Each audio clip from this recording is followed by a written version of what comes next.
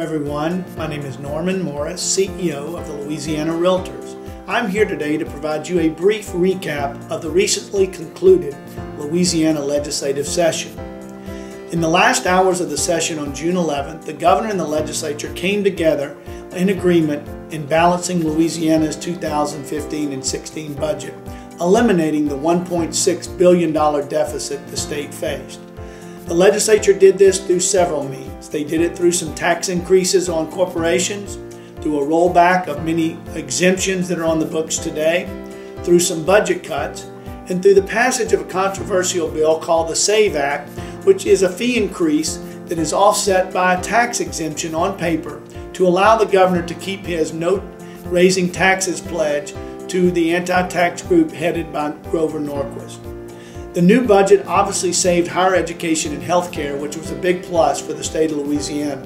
I'm also happy to report that all real estate related provisions were protected and our industry stood strong during the legislative session. The Louisiana Realtors was also involved in several other bills that I'd like to briefly highlight on your behalf. The Louisiana Realtors was able to keep a practice in place by the Real Estate Commission to decide on a case-by-case basis whether felons should be able to sit for a licensing exam.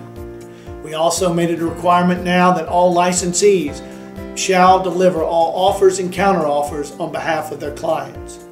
We were able to pass a much-needed extension of a very important tax credit for commercial realtors, and that is a tax credit if you rehabilitate a historic structure in the state of Louisiana.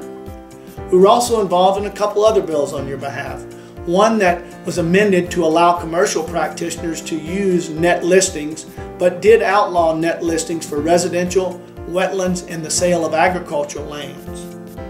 Louisiana Realtors was also involved in a piece of legislation that provided protections for domestic violence victims in residential leases, but at the same time, we made sure that the final version of the bill provided safeguards and protections for all Louisiana landowners and those that own property in rent to citizens in the state of Louisiana.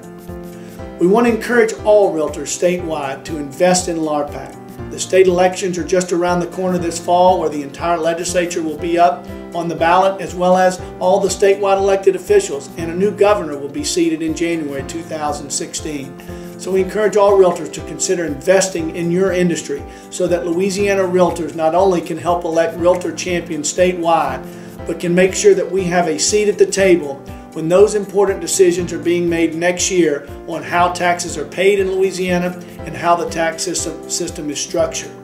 So we encourage you to take a look at this video and also the attached document that will be with it. And that is a more in-depth review of the issues that I briefly outlined today, along with your ability to click on a link under each piece of legislation and look at it in a more in-depth look. Again, if you would like me to come around to your real estate office or to a local realtor association and provide an update on the legislative session and a look ahead to 2016, I'd very much be happy to do that.